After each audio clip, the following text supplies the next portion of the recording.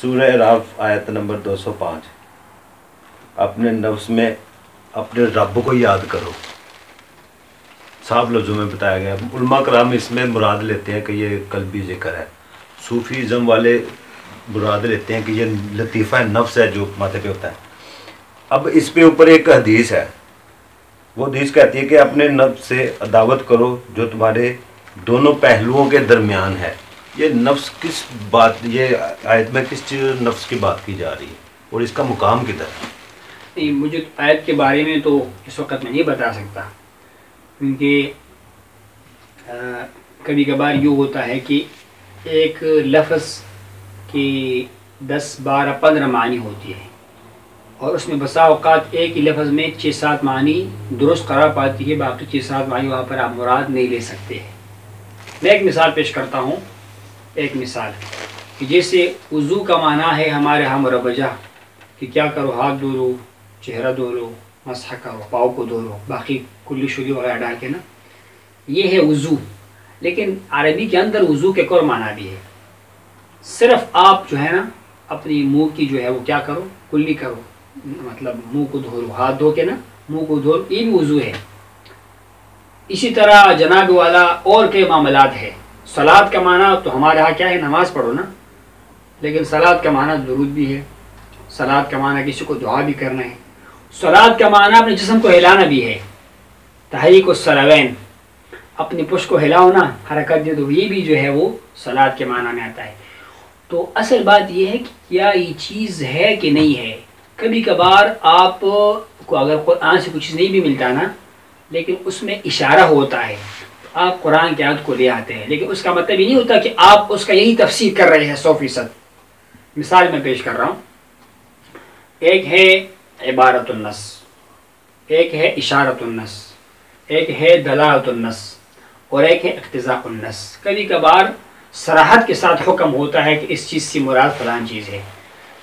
نفس سے مراد انسان کا جسم بھی لیا گیا ہے کئی مقامات پر.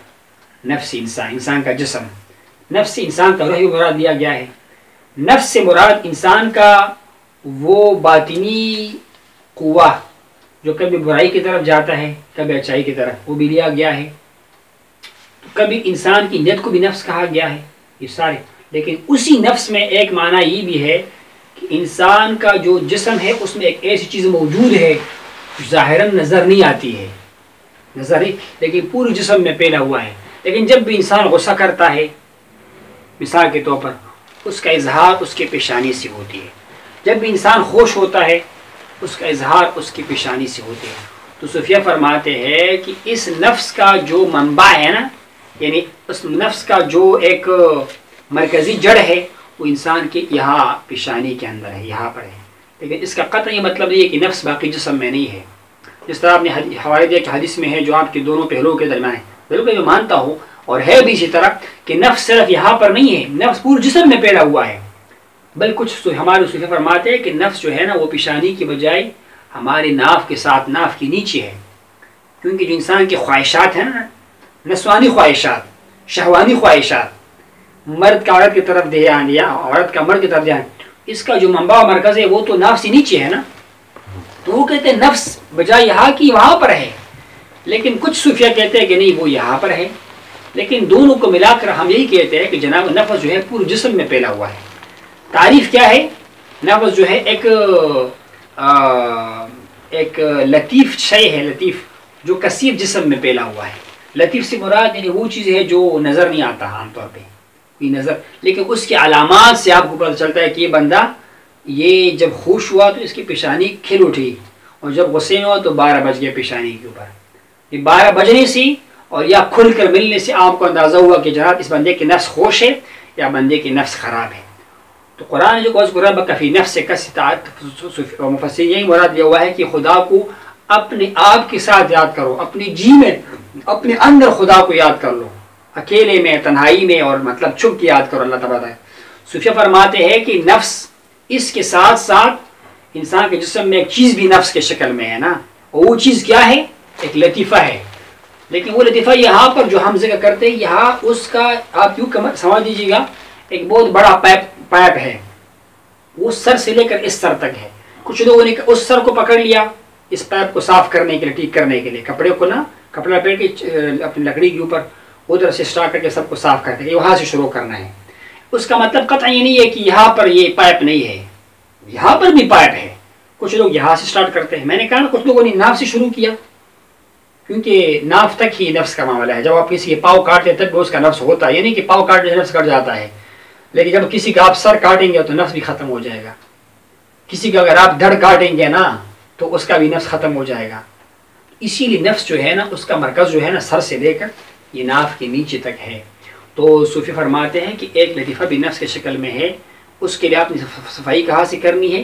سٹارٹ آپ نے یہاں سے کرنی ہے۔ وجہ کیا ہے؟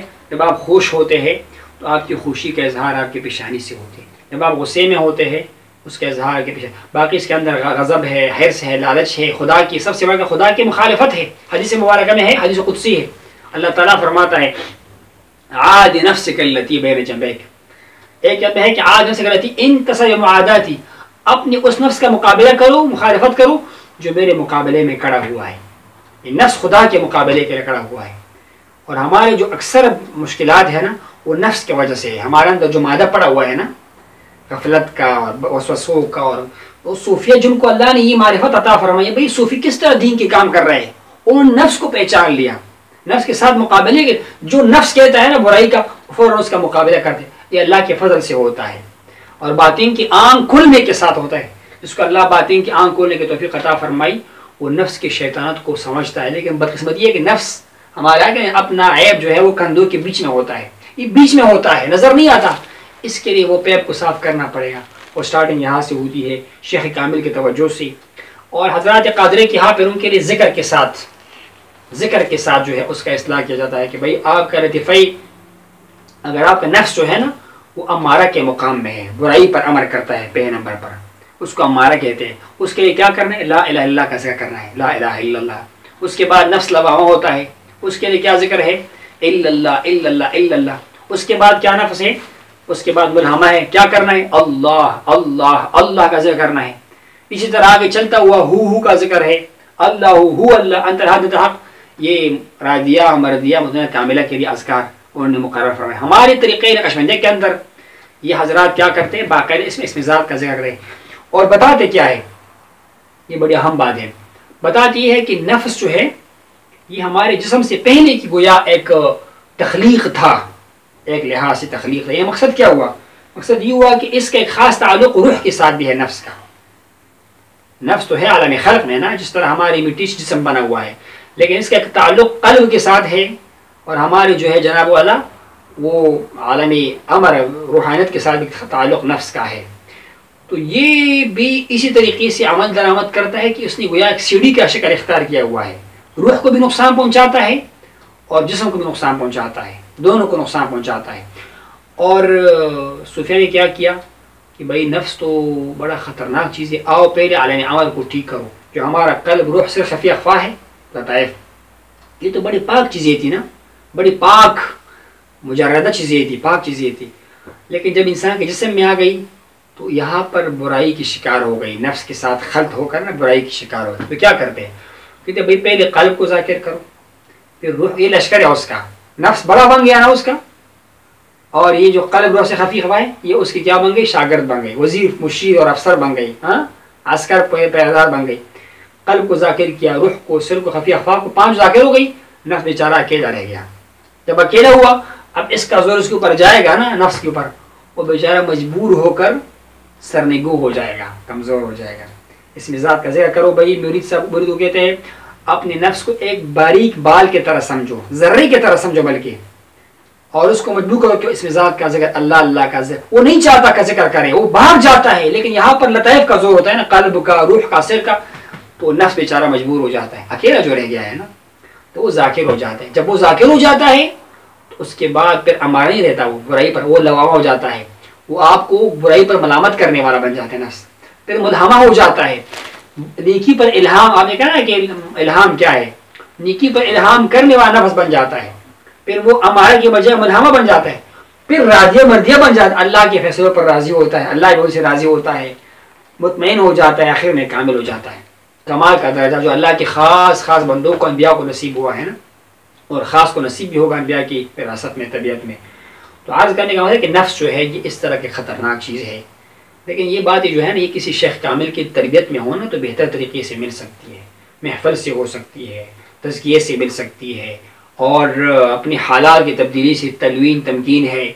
پھر اس کے بعد جو ہے نسیانی مخلوق ہے، آپ اللہ کی محبت میں ڈوب جاؤ کہ آپ کا نفس جو ہے بیچارہ ذکر ہی کے ساتھ لگا رہا ہے، لیکن اس کے لیے ایک بڑا مرتبہ چاہیے، بڑا وقت چاہیے، حوصلہ چاہیے، قربانی دینی پڑتی ہے، اپنے آپ کو چینج کرنا پڑتا ہے۔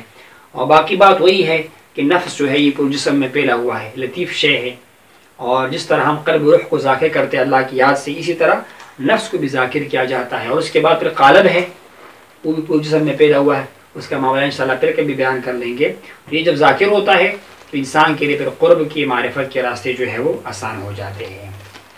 وہ کوئی چیز ایسی، کوئی ذی حیات ایسی نہیں جسے ہم نے ماتھے سے نہیں تھام رکھا، اس کی ذرا تشریح فرمائیں۔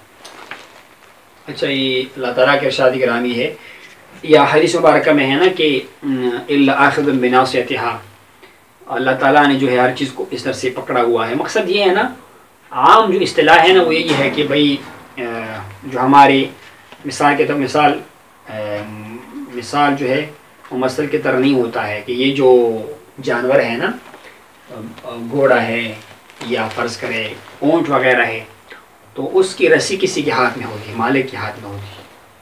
مالک چاہے تو اس طرف کرے، مالک چاہے تو اس طرف کر لے۔ اسی طرح انسان جو ظاہراً بڑا آزاد، بڑا مغرور نظر آتا ہے، بڑا خود کو ہر چیز سے ماورا سمجھتا ہے، فرعون بنا ہوتا ہے، ان کو پتہ نہیں ہوتا کہ میری رسی کس کے ہاتھ میں ہے۔ بلا کیف رسی، وہ اللہ تعالیٰ کے ہاتھ میں اس کی رسی ہے بلا کیف، جو اللہ کی شان کے ساتھ مناسب۔ مقصد کیا ہوا، ان کی تقدیر پہلے سے ازل میں لکھی جا چکی ہے، پھر وہ تقدیر جو ہے وہ جناب والا 27 قدر کے رات کو نا، پھر اس کے بارے میں پھر کچھ اپڈیٹ ہوتی ہے سال کے حوالے سے، یا شعبان کی 15 کو، سمجھ آئی بات کرنے کا۔ اسی طرح پھر پیر کو یا جمعرات کو اعمال پھر اٹھ جاتے ہیں، باہر کے اوپر کی طرف چلے جاتے ہیں۔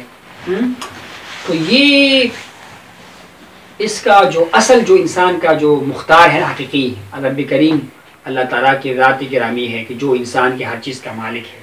حدیث مبارکہ میں ہے، یا اللہ تو دلوں کو پھیر دینے والا ذات ہے، اور یہ دل بلا کیف اللہ تعالیٰ کی بلا کیف طولو میں ہے۔ اللہ کے جسم کو ہم سارا دیکھ صحیح کہ یہ اشارہ ہے ہمارے فہم کے مطابق، اللہ تعالیٰ جس طرح چاہے بندے کے دل کو آگے بائیں پیچھے پھیر لیتا ہے، تو دل بھی ہمارا بلا کیف اللہ تعالیٰ کے ہاتھ میں ہے۔